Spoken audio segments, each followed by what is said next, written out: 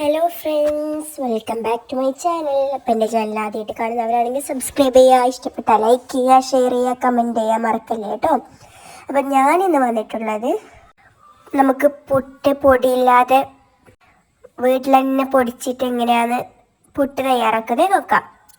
അപ്പം അതിനായിട്ട് ഞാൻ ആദ്യം പുഴുങ്ങലരിയാണ് ഇട്ടെടുത്തത്. നന്നായി കഴുകി വൃത്തിയാക്കി ഒരു കോട്ടൺ തുണിയിലേക്ക് ഇട്ടു. അത് അതിൻ്റെ വെള്ളം ഇറങ്ങിപ്പോവാനോ കേട്ടോ. ഇനി നമുക്ക് വെള്ളമെല്ലാം ഇതായതിനു ശേഷം പൊടിച്ചെടുക്കാം. മിക്സിയിലിട്ട് നന്നായി പൊടിച്ചെടുക്കാം. ഈ ഒരു കൺസിസ്റ്റൻസിയാണ് കേട്ടോ.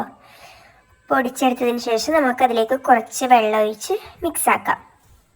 നമുക്ക് അറിയാമല്ലോ അതിന് എത്രത്തോളം പാകാവണമെന്ന്. നമുക്ക് പൊടി പുറത്തുനിന്നൊന്നും കടന്നൊന്നും വാങ്ങേണ്ട ആവശ്യമില്ല. നമുക്കിങ്ങനെ ചെയ്യാൻ പറ്റും എളുപ്പത്തിൽ.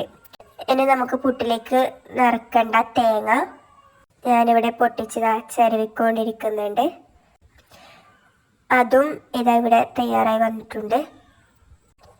ഇനി ഈ തേങ്ങയും നമ്മൾ നേരത്തെ വെച്ച പുട്ടുപൊടിയില്ലേ, അതും കൂടെ നമുക്ക് ഇതിലേക്ക് ചേർക്കാം. പുട്ടുകുറ്റിയിലേക്ക് ഇടാം. അപ്പോൾ ആദ്യം കുറച്ച് തേങ്ങ, പിന്നെ അതിലേക്ക് കുറച്ചധികം പുട്ടുപൊടി ചേർക്കാം. വീണ്ടും തേങ്ങ, പിന്നെയും പുട്ടുപൊടി, അങ്ങനെ നമുക്ക് ഓരോ ലെയറായിട്ട് ചേർത്ത് കൊടുക്കാം കേട്ടോ.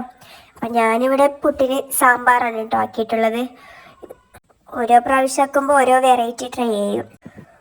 ഓരോരുക്ക് സാമ്പാറാക്കും, ഓരോരുക്ക്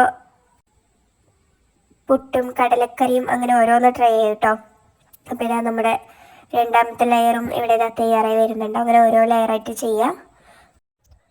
അപ്പോൾ ഇതാ ഗ്യാസിൽ വെച്ച് ഇത് വെന്ത് വന്നിട്ടുണ്ട് കേട്ടോ. കുറച്ച് സമയം വെച്ചിട്ട് അപ്പോൾ നമ്മൾ പുട്ട് ഇതാ ഇവിടെ റെഡിയായി. നമ്മൾ വാങ്ങുന്ന പൊടിയേക്കാളും എത്രയോ ടേസ്റ്റാണ് കേട്ടോ. അപ്പോൾ എല്ലാവരും ഒന്ന് ട്രൈ ചെയ്ത് നോക്കുക.